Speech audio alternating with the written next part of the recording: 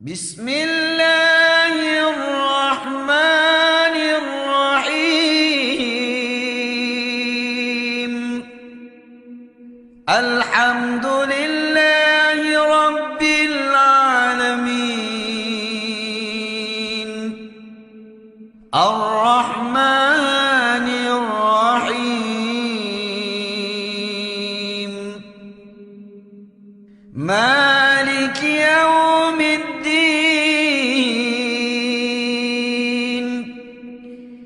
إياك نعبد وإياك نستعين اهدنا الصراط المستقيم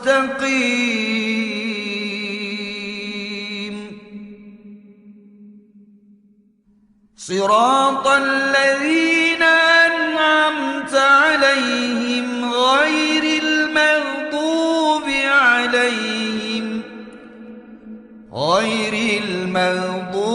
عليهم ولا الضالين.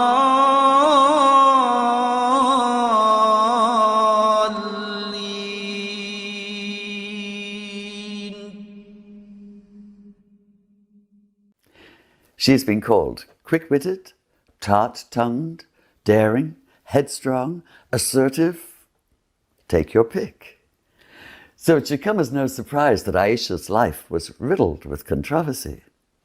Defying all our expectations of 7th century Arabian women, she refused to be relegated to the background and insisted on being heard.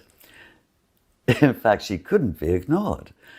Just about everywhere you look in the historical accounts of early Islam, there's Aisha, front and center, even leading an army 10,000 strong into battle. She was the youngest of the wives Muhammad married after the death of his first wife, Khadija. That had been a loving, monogamous marriage of 24 years, but the multiple later marriages were essentially political. As was the custom of the time for any leader anywhere, there were means of consolidating alliances. In Aisha's case, with her father, Abu Bakr, who would be the first caliph or successor to Muhammad. So just how young was she when she married Muhammad? Aisha would later claim that she was only 9. And while other accounts have her aged 9 when she was betrothed, but actually married at age 12, few people cared to openly contradict Aisha. And besides, being married at 9 would make her unique, and she was proud of her uniqueness. Not only the youngest, or the most spirited, or the only virgin among those late life wives, since all the others were either widowed or divorced, most insistently, Aisha was the favorite, the one who could tease Muhammad and get away with it, except for once. Jealous of his devotion to the memory of Khadija, Aisha asked him how he could prefer, and this is in her own words, that toothless old woman whom God has replaced with a better one. It was the kind of question only a teenager would dare ask, and of course a much older woman regret as she remembered it years later. So how ironic is it then that the outspoken Aisha should serve as the excuse, the rationale, for one of the most misogynistic interpretations of the Quran, one that would force women into silence. It happened after she was falsely accused of adultery.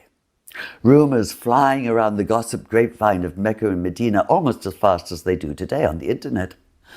She was declared innocent by a revelation of the Quran, which stated that any such accusation had to be backed up by 4 eyewitnesses, who of course did not exist. So far, so good.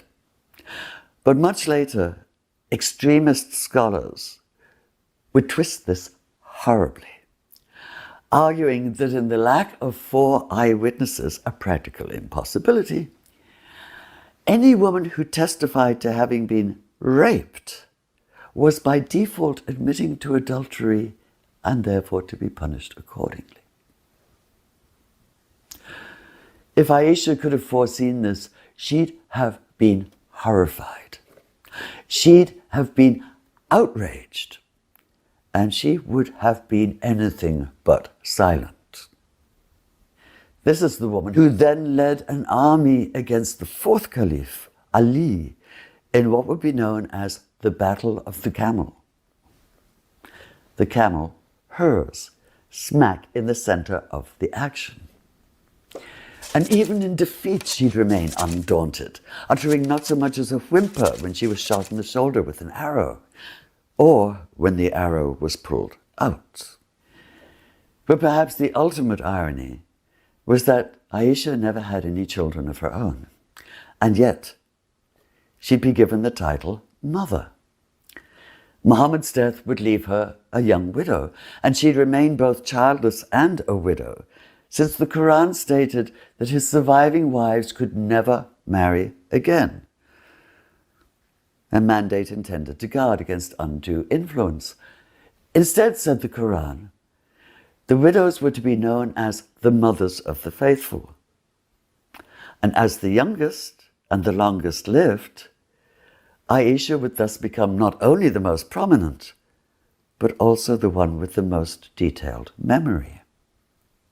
Her memories would make her the leading source of hadith, the reports of the sayings and practice of Muhammad that most Muslims regard as second in importance only to the Quran itself, and that help guide Islamic ethics to this day.